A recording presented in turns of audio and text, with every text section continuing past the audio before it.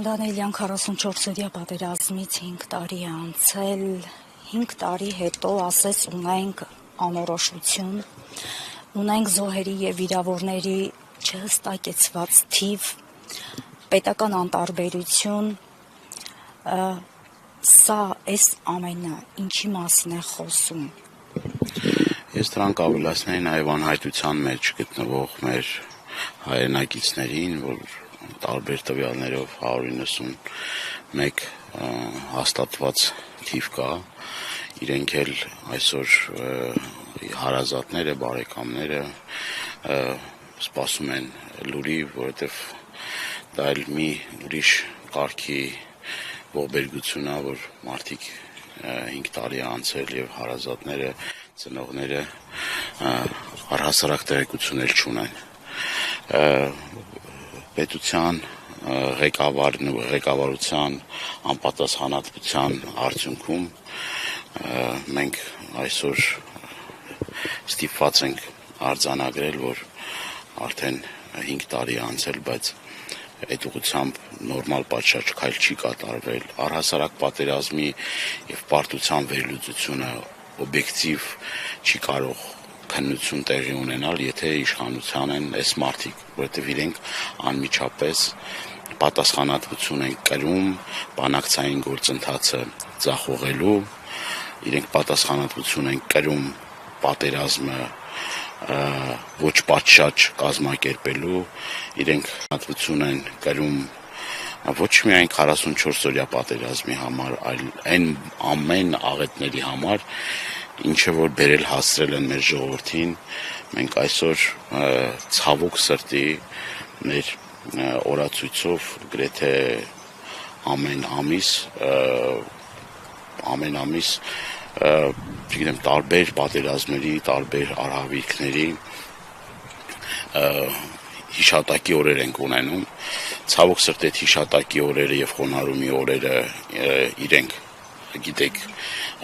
կազմակերպում են խրախճանքներ, կազմակերպում են ֆեստիվալներ եւ տարական ապրումակցումը մարդկանց ցավին դարման լինելը չի կատարվում իշխանությունների կողմից, մենք տեսնում ենք, որ երկար, այսպես տարիներ շարունակ անգամ իրենք չեն բարեհաճում ծաղկեպսակ խոնարհել եւ ցավոք սրտի ես պիտի արձանագրեմ, որ նաև ծնողներից ինձ վերջերս մեկը մոտեցավ, ասեց, որ տաքսու վարորդն ա բերել եւ պսակը դրել կառավարության կողմից, պաշտպանության նախարարության կողմից, սա վերաբերմունք հասկանում եք, սա պետության վերաբերմունքն է այն հերոս տղաների, որոնք իրենց կյանքի գնով ազատագրել են Արցախը, հետո իրենց կյանքի գնով Հայաստանի Հանրապետության տարբեր սահմաններն են պահել եւ այսօր էլ ծնողների նկատմամբ այդ վերաբերմունքը գիտեք, որ Եռաբլուրում ինչպիսի բառեր չեմ գտնում, ինչպիսի վերաբերմունքի արժանացան որդեկորույս ծնողներին, իրենց քաշ տալով, բռնություն կիրառելով,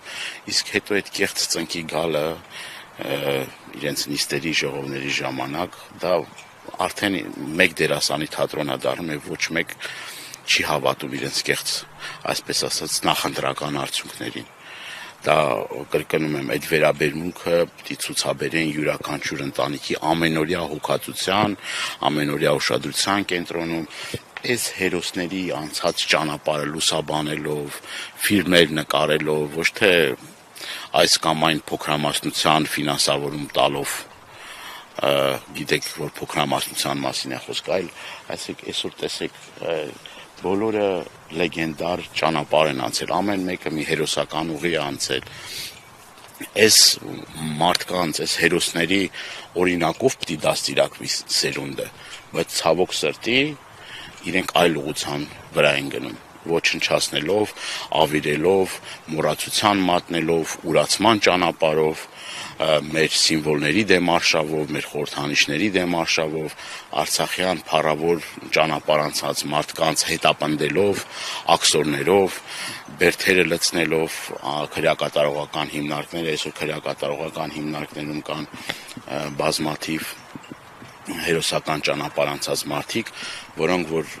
այսօր գտնվում են անազատության մեջ քաղաքական հայացքների պատճառով, որ դեմ են եղել։ Այսօր ես տեսեք մեր Ռոստնա Արայի տղան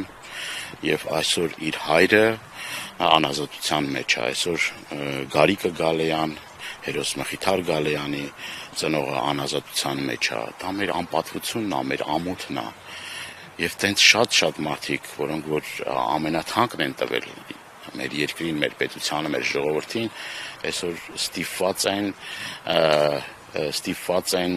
չգիտեմ, բերդերում, չգիտեմ, զնդաններում,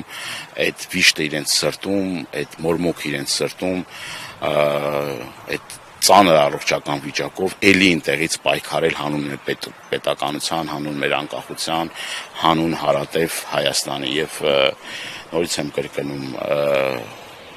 մենք երբեք չենք կարող լիարժեք պետություն եւ ազգ դառնալ, եթե մենք արժանավույնս չենք գնահատում մեր հերոսներին, եթե մենք արժանավույնս չենք գնահատում հերոսացին ծնողներին,